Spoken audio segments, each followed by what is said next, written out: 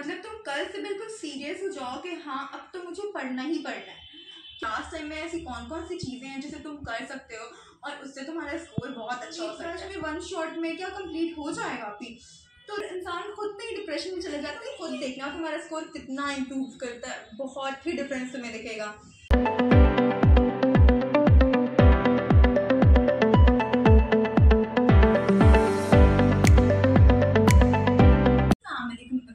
This is Sania Naman and welcome back to my channel. As you all know that I make video on NEET, whether it's guidance or motivational. This video is gonna be the ultimate motivation and the things that you need to do and to clear your NEET. The thing is, बहुत सारे बच्चे जिन्होंने अपनी 11th 12th अभी तक बिल्कुल waste कर दी है और वो ये सोच रहे हैं कि जो भी स्टूडेंट्स स्टार्टिंग से 11th और 12th बहुत ही सीरियस होकर पढ़ रहे हैं तो क्या वो उनके साथ कम्पीट कर सकेंगे। तो देखो मैं तुम्हें बताती हूँ, तुम बिल्कुल कम्पीट कर सकते हो। तो लास्ट टाइम होता है ना, ये सबसे इम्पॉर्टेंट होता है और अगर इस लास्ट टाइम में जो भी सीरियस हो गया और उसने बहुत मेहनत की तो फिर उसे कोई नहीं रोक सकता। ये लास्ट टाइम बहुत मैटर करता है।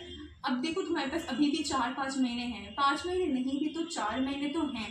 तो अभी अगर तुम कल से भी बहुत ही सीरियस होकर पढ़ना शुरू कर दोगे तो तुम्हारे पास बहुत टाइम है और तुम बहुत अच्छे से पढ़ सकते हो। तो नीट में क्या है ना कि नीट में बहुत ही मुश्किल कंसेप्ट नहीं आते, कंसेप्ट ईजी होते हैं। अगर जेई की कंपैरिजन में बात करूँ तो जेई की कंपैरिजन में तो बहुत ही ईजी कंसेप्ट आते हैं।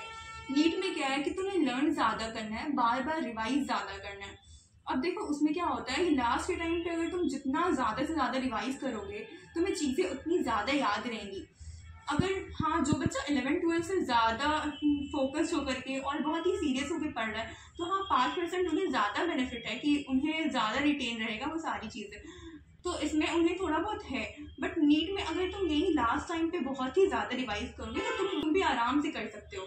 तो मतलब तुम कल से बिल्कुल सीरियस हो जाओ कि हाँ अब तो मुझे पढ़ना ही पढ़ना है। क्या क्या पढ़ना है, कहाँ से पढ़ना है, कैसे पढ़ना है, वो सब मैं आपको बताऊंगी, तो पूरी वीडियो देखना। टाइम बहुत कम है तो कल से अपना टाइम टेबल बिल्कुल बना लो कि हाँ 12-13 घंटे तो पढ़ना ही पढ़ना है। ये 12-13 घंटे में भी तुम्हें सब कुछ पढ़ना है। मैं ये नहीं बोल रही हूँ कि तुम्हें सेल्फ स्टडी से 12-13 घंटा पढ़ना है क्योंकि उतना तो टाइम ही नहीं मिलेगा ऑफकोर्स। तो इसमें तुम्हें लेक्चर देखते हो लेक्चर करो, स्कूलिंग करते हो स्कूलिंग करो, जो कुछ भी करते हो इसमें तुम वो सब मिला के मैं टोटल बोल रही हूँ कि एटलीस्ट इतना तो तुम्हें पढ़ना ही पड़ेगा क्योंकि अभी टाइम बहुत कम है।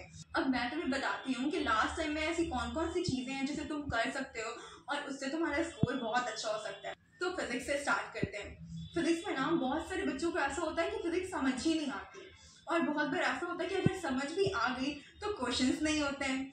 अब देखो फिजिक्स में क्या है ना कि जब टीचर वो क्वेश्चन क्लास में तुमसे करवाते हैं तो उस टाइम पे हो जाता है और उसी पे बेस अगर 4 टाइम्स के और क्वेश्चन करवा देंगे तो वो भी हो जाता है। लेकिन वही सेम क्वेश्चन अगर तुम्हें बाद में दे दिया जाए कुछ चेंज करके उसी कॉन्सेप्ट पे तो फिर वो चीज़ नहीं होती है।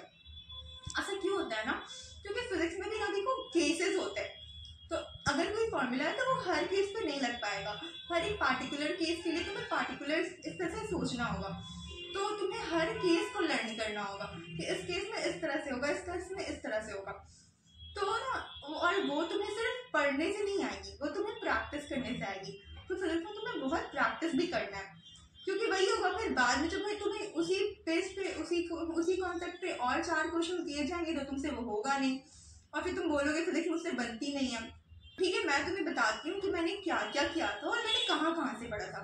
तो अभी क्योंकि टाइम बहुत कम है, तुम किसी लेक्चर कोर्स को लोगे तो तुम अभी तो वो कंप्लीट नहीं कर सकते हो। तो सबसे बेस्ट मैं तुम्हें सजेस्ट करूंगी तो उम्मीद बैच से करो। एंड उम्मीद बैच तो तुम सब कुछ बहुत ही अच्छे से कंप्लीट कर लोगे और 2-3 महीने में तो तुम कई बार पढ़ लोगे। अब बहुत सारे बच्चे बोलते हैं कि उम्मीद बैच में 1 शॉट में क्या कंप्लीट हो जाएगा अभी। तो देखो वो 1 शॉट जो है ना वो भी 8-8 घंटे का लेक्चर है। तो अगर तुम उसे 4 पार्ट्स में भी डिवाइड करोगे तो वो शॉर्ट लेक्चर्स तो हो ही जाएंगे ऑफकोर्स। तो वहाँ से करो उम्मीद बैच से। एंड फिजिक्स के लिए अलग सर और एमआर सर से बेस्ट तो कोई है ही नहीं। मतलब अगर तुम्हें उनसे भी बेस्ट कोई मिल रहा है ना तो तुम मुझे बताओ फिर कि ये उनसे बेस्ट पढ़ाते हैं। तो अलग सर और एमआर सर तो सबसे बेस्ट है फिजिक्स के लिए, तो तुम उन्हें फॉलो करो, बहुत ही अच्छे से पढ़ो। उसमें सर क्वेश्चन करोगे ना एमआर सर के साथ तो तुम्हारे सारे तरह के क्वेश्चन उसमें कवर हो जाएंगे।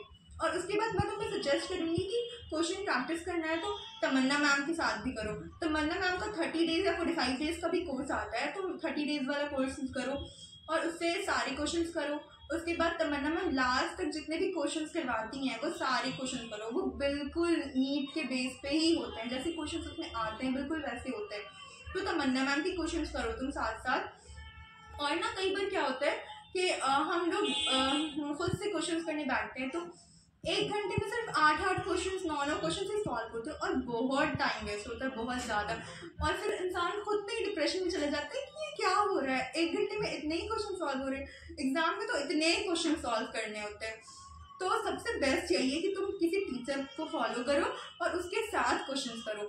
जब वो क्वेश्चंस आए तो तुम उसे स्टॉप करो और खुद से उसे सॉल्व करो। और फिर अगर वो सॉल्व नहीं होता है तो उसका सॉल्यूशन देखो और एक मिस्टेक कॉपी बनाओ और उस मिस्टेक कॉपी में सारे वो जो भी क्वेश्चंस तुमने रॉन्ग किए हैं, तुम्हें नहीं आ रहे, उसे नोट करो और बार बार उसे रिवाइज करो। इस तरह से तुम्हें वो क्वेश्चन भी आ जाएगा और वो जब भी बाद में आएगा तो तुमसे सॉल्व भी हो जाएगा। तो तुम्हें क्या क्या करना है, फिजिक्स में तुम्हें उम्मीद बैच करना है, MR सर या अलग सर के क्वेश्चंस करने हैं, उसके अलावा तमन्ना मैम का 30 डेज वाला कोर्स करना है और उसके बाद तमन्ना मैम के साथ सारे क्वेश्चंस करने हैं।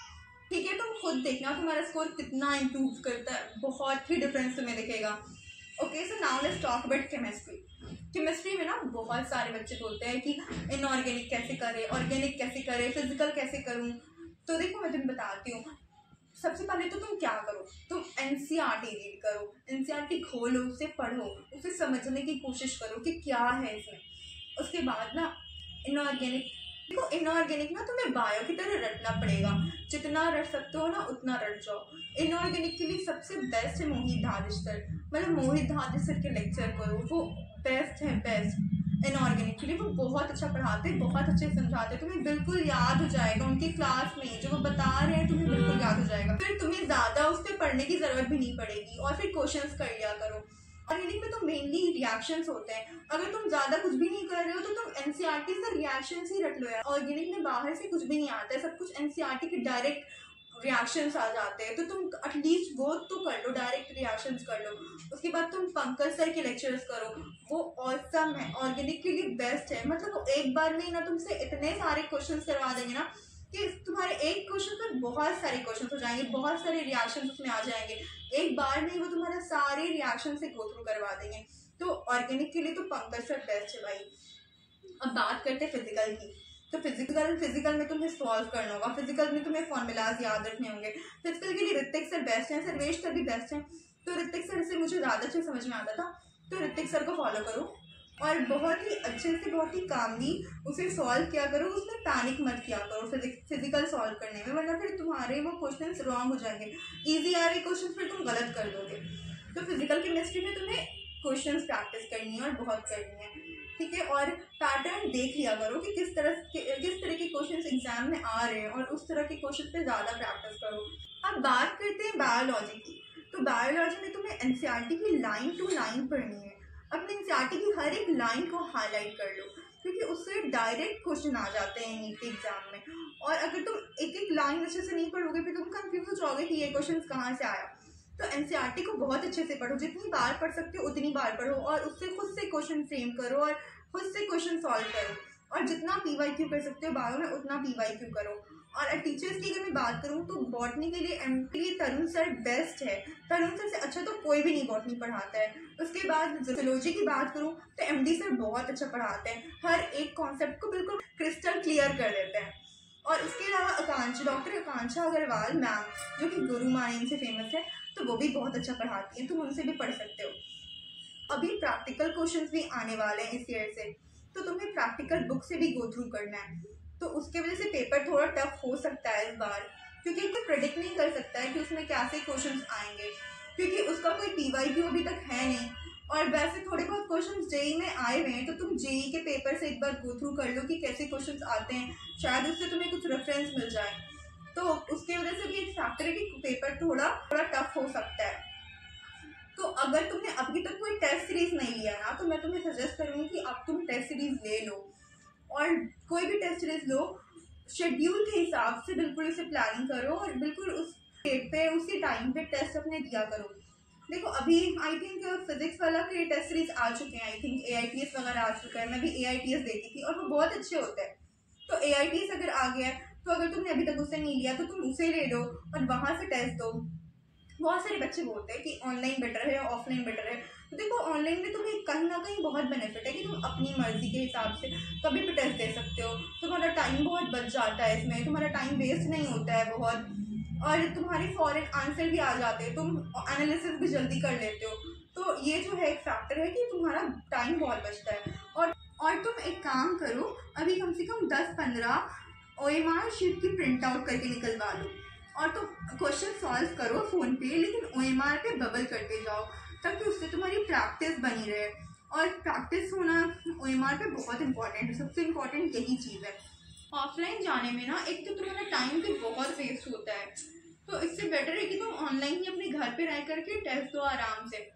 तो बस अब तुम ना कल से बिल्कुल सीरियस हो जाओ, बहुत ही फोकस होके बहुत मेहनत करो, बहुत मेहनत करो। टाइम तुम्हारे पास बहुत कम है, लेकिन अगर तुम अभी से भी मेहनत करोगे ना तो तुम आराम से कर सकते हो। पूरी शेड्यूल बनाओ, तुम्हें किस दिन क्या करना है, किस दिन कैसे पढ़ना है, और बहुत ही अच्छे से मेहनत करो और बस कीप डूइंग। देखो जब मेरा सिलेक्शन हुआ ना तो इतनी खुशी होती है, इतनी खुशी होती है, मतलब लोग इतना प्रेज करते हैं ना, सारे रिलेटिव्स आके इतनी तुम्हारी तारीफ करेंगे, इतना अच्छा लगेगा ना। और डॉक्टर मतलब निकल क्रैक होने के बाद तो अलग ही फीलिंग होती है। तो रिजल्ट डे का सोच करके मेहनत करो यार, डॉक्टर बनना है तो मेहनत तो करनी पड़ेगी। तो कल से मैं बोलूँगी अभी से बिल्कुल लग जाओ। And thanks for watching, I hope this video helps you all.